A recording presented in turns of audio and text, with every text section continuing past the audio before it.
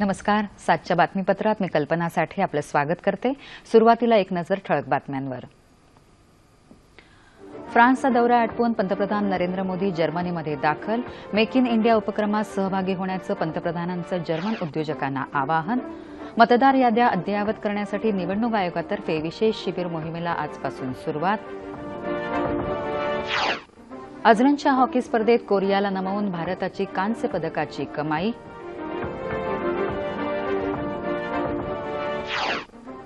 विश्वचषक नेमबाजी स्पर्धेच्या 100 मीटर एअर पिस्तूल प्रकारात जितू रायला कांस्य पदक.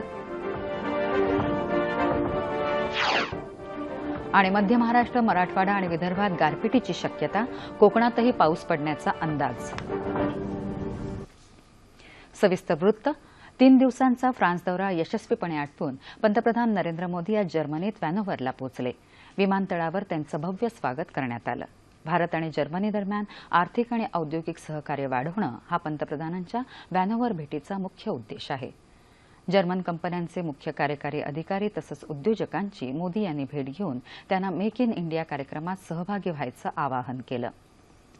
पंतप्रधान मोदी व्हॅनोव्हर इथल्या व्यापारी मेळ्याच्या उद्घाटन समारंभाला जर्मनीच्या चॅन्सलर अँजेला मर्केल यांच्यासोबत उपस्थित राहणार आहेत.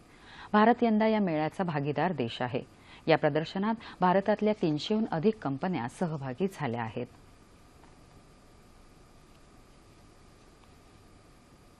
कोल्हापुरातल्या टोलबाबत सार्वजनिक बांधकाम आणि सार्वजनिक उपक्रम मंत्री एकनाथ शिंदे यांच्या अध्यक्षतेखाली समिती नेमली असून या संदर्भात 31 मे पर्यंत निर्णय घेतला जाईल असं सहकार आणि सार्वजनिक बांधकाम मंत्री चंद्रकांत पाटील यांनी सांगितलं. कोल्हापुरात आयोजित पत्रकार परिषदेत ते आज बोलत होते. कोल्हापूरचा टोल हा खूपच सेन्सिटिव्ह विषय आहे. थोडा मुंबई एंट्री पॉईंट आणि मुंबई पुणे सुपर एक्सप्रेस हायवेपेक्षा वेगळा आहे. त्यामुळे त्याची एक वेगळी समिती राज्याचे सार्वजनिक बांधकाम उपक्रम मंत्री माननीय नामदार एकनाथ शिंदे यांच्या अध्यक्षतेखाली आम्ही समिती नेमली आणि तोही निर्णय आम्ही 31 मे पर्यंत करणार कोल्हापूरचा. याचा अर्थ 1 जूनला ही जी आम्ही 65 टाक्यांची घोषणा केली त्याच्याबरोबर कोल्हापूरच्या 9ची सुद्धा घोषणा आणि इम्प्लिमेंटेशन 1 जूनपासून होईल. मुंबई एंट्री पॉईंट आणि Mumbai Pune super express highway ह्यासाठी महाराष्ट्राच्या सार्वजनिक बांधकामाचे सेक्रेटरी आनंद कुलकर्णींच्या अध्यक्षतेखाली आम्ही समिती केली आणि त्या समितीचा रिपोर्ट 30 जुलैपर्यंत येईल, ज्यावेळेला पावसाळी अधिवेशन सुरू आहे. आणि पावसाळी अधिवेशनात मुंबई एंट्री पॉईंट आणि मुंबई पुणे सुपर एक्सप्रेस हायवेचा सुद्धा काही ना काही सकारात्मक निर्णय आम्ही करू. दरम्यान भाजपा महाराष्ट्र प्रदेश कार्यकारिणीची बैठक येत्या 4, 5 आणि 6 मेला कोल्हापुरात आयोजित करण्यात आली असल्याची माहितीही पाटील यांनी यावेळी दिली. मतदार याद्या अद्ययावत करण्यासाठी आणि आधार कार्ड क्रमांकाची मतदारांच्या छायाचित्र ओळखपत्राशी सांगड घालण्याकरता आज देशभरातल्या सर्व विधानसभा मतदारसंघात केंद्रीय निवडणूक आयोगातर्फे विशेष शिबिराचं आयोजन करण्यात आलं होतं. मतदार याद्या बिनचूक आणि विश्वासार्ह करणं हा या मोहिमेचा मुख्य उद्देश आहे. या मोहिमेमुळे छायाचित्र ओळखपत्रांच्या अनेक प्रती काढण्याला आळा बसेल. 15 ऑगस्टपर्यंत दर महिन्याला अशी शिबिरं घेण्यात येणार आहेत. केंद्र सरकारच्या ऐतिहासिक निर्णयामुळे राज्याची विकासाच्या मार्गावर दमदार आगेकूच होईल असा विश्वास शिवसेना नेते आणि खासदार राहुल शेवाळे यांनी व्यक्त केला. सोलापूर इथल्या पत्रकार परिषदेत ते आज बोलत होते. राज्याची जी आर्थिक परिस्थिती काँग्रेस आणि राष्ट्रवादीच्या काळात जी खराब झाली होती ती सुधारण्याच्या दृष्टिकोनातून केंद्राकडून आता भरीव आर्थिक सहाय्य मिळत आहे. त्यामुळे ह्या वेळेचा जो अर्थसंकल्प आहे त्या अर्थसंकल्पाच्या माध्यमातून सामान्य जनतेला आणि संपूर्ण महाराष्ट्रातील जनतेला दिलासा देण्याच्या दृष्टिकोनातून प्रयत्न करण्यात आलेला आहे. मुस्लिम समाजाच्या आरक्षणाबाबत राज्य सरकार सावत्रपणाची भूमिका घेत आहे असा आरोप राष्ट्रवादी काँग्रेसचे नवाब मलिक यांनी आज केला.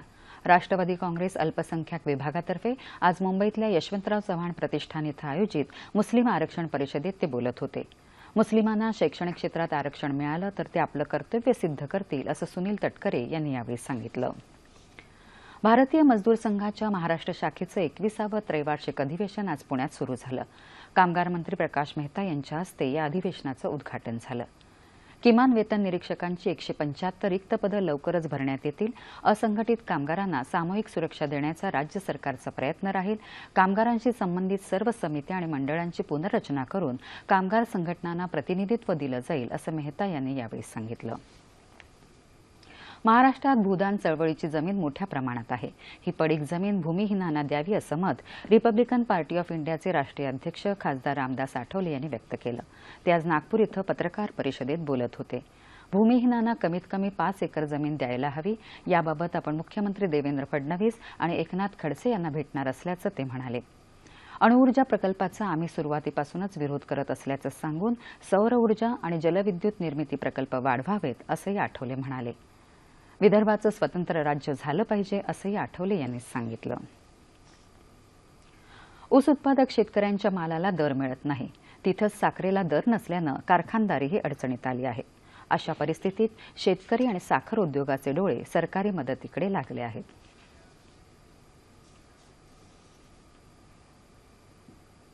आंतरराष्ट्रीय बाजारपेठेत साखरेचे पडलेले दर आणि वाढलेलं साखर उत्पादन या कचाट्यात राज्यातला साखर उद्योग अडचणीत आला आहे. त्यामुळे शेतकऱ्याला ऊस दर देणं देखील अवघड झालंय. तरी सरकारनं शेतकऱ्यांना FRP प्रमाणे दर देण्यासाठी प्रति टन 820 रुपये अनुदान द्यावं अशी मागणी राज्य साखर महासंघानं केली आहे. गेल्या वर्षी देखील साखरेचं उत्पादन वाढलं होतं.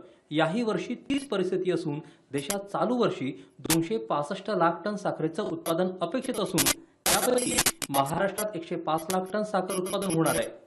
देशात गेल्या वर्षीची शिल्लक 80 लाख टन आणि चालू हंगामातली अंदाजे 100 लाख टन अशी 180 लाख टन साखर यावर्षी देखील शिल्लक राहणार असल्यानं सरकारच्या मदतीशिवाय आता साखर उद्योग वाचणं कठीण झालंय असं महासंघाचं म्हणणं आहे.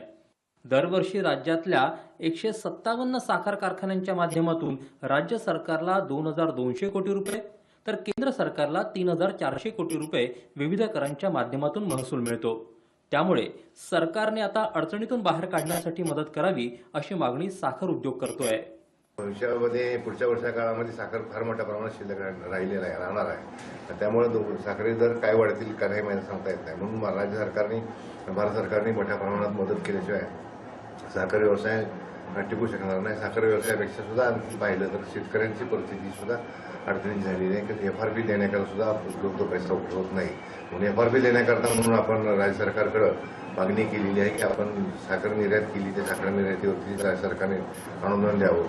यावर्षीचा हंगाम संपत आला, अद्याप शेतकऱ्यांना FRP प्रमाणे दर मिळालेला नाही ही व्यथा शेतकरी व्यक्त करत असून कारखानदार आणि सरकारही शेतकऱ्यांकडे लक्ष द्यायला तयार नाहीत. ऊस लागवडीचा एकरी खर्च पाहता त्यामधून मिळणारं उत्पादन खूपच कमी असल्याची शेतकऱ्यांची भावना आहे. कमी उत्पादन असलं तरी ते देखील वेळेवरती मिळत नसल्यानं शेतकऱ्यांमध्ये असंतोष पसरत चाललाय. आताच्या परिस्थितीनुसार केंद्रानं व महाराष्ट्र शासनानं शेतकरी जगायचा असेल तर मध्यस्थी करून FRP प्रमाणे भाव द्यावा. जे आज शेतकरी देशोधडीला लागणार आहेत आणि आता लागलेले आहेत त्यांना वाचवण्याचं महाराष्ट्र शासनानं आता जे सरकार आहे त्यांनी करावं. शेतकरी आणि कारखानदार दोघेही सरकारच्या मदतीची अपेक्षा ठेवून बसले आहेत. कच्चा माल तयार करणं परवडत नाही असं शेतकऱ्याचं म्हणणं आहे, तर साखर कारखानदार देखील हा व्यवसाय अडचणीत आल्याचं सांगतोय. त्यामुळे सरकारला आता यातून योग्य मार्ग काढावा आहे.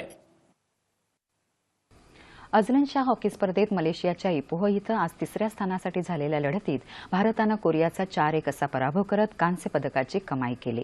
मध्यंतरापर्यंत भारत आणि कोरियानं 2-2 अशी बरोबरी साधली. मध्यंतरानंतरच्या वेळात ही कोंडी फुटली नाही. शेवटी नियोजित वेळेनंतरच्या पेनल्टी शूटआउटमध्ये भारतानं कोरियाचा पराभव केला.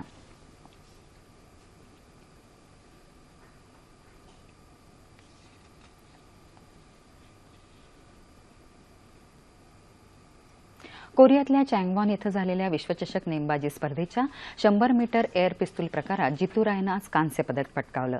गेल्या जूनपासून आंतरराष्ट्रीय स्पर्धांमधलं हे त्याचं 7वं पदक आहे. आशिया आणि राष्ट्रकुल क्रीडा स्पर्धांमध्ये सुवर्णपदक मिळवणाऱ्या या नेमबाजाचं आजच्या स्पर्धेतलं सुवर्णपदक मामूली फरकानं हुकलं.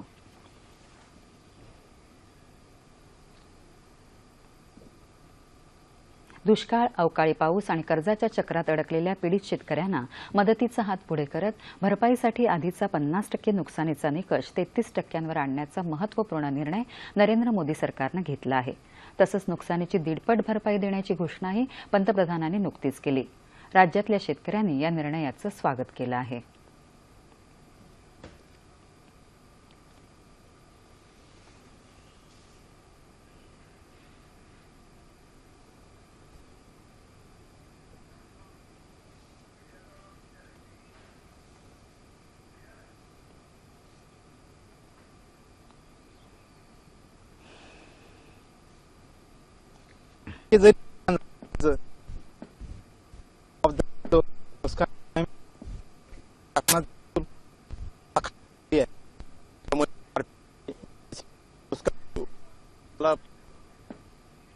हवामान. बीड जिल्ह्यात आज धारूर तालुक्यातल्या धनुकवाड, चोरंबा, वडवणी या भागात गारांचा पाऊस तर केज, आष्टी तालुक्यात जोराचा पाऊस झाला.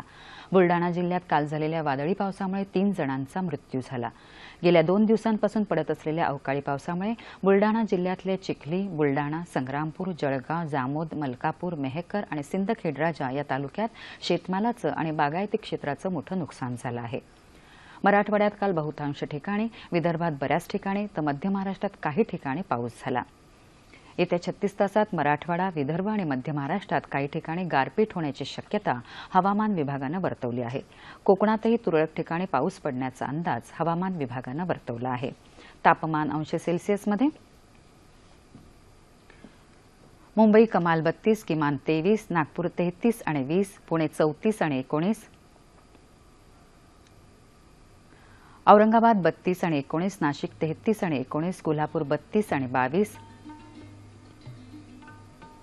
रत्नागिरी 33 आणि 24, सोलापूर 31 आणि 21 आणि अमरावती कमाल 30, किमान 18 अंश सेल्सिअस. शेवटी पुन्हा एकदा ठळक बातम्या. फ्रान्सचा दौरा आटपून पंतप्रधान नरेंद्र मोदी जर्मनीमध्ये दाखल. मेक इन इंडिया उपक्रमात सहभागी होण्याचं पंतप्रधानांचं जर्मन उद्योजकांना आवाहन. मतदार याद्या अद्ययावत करण्यासाठी निवडणूक आयोगातर्फे विशेष शिबिर मोहिमेला आजपासून सुरुवात. अझलन शाह हॉकी स्पर्धेत कोरियाला नमवून भारताची कांस्य पदकाची कमाई.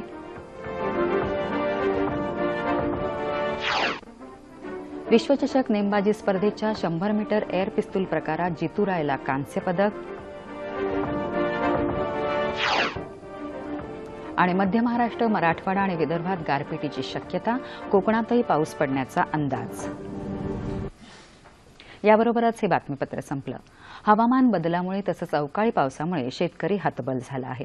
या पार्श्वभूमीवर कृषी क्षेत्राला ऊर्जितावस्था कशी देता येईल तसंच शेतीचं नियोजन आणि सुविधा या विषयावर अधिक चर्चा करण्यासाठी कृषी विषयाचे अभ्यासक, पत्रकार सुबोध रणशेवरे यांना आज 9:30च्या बातमीपत्रात निमंत्रित करण्यात आलं आहे. तेव्हा पुन्हा भेटूया रात्री 9:30 वाजता सह्याद्री वाहिनीवर. नमस्कार.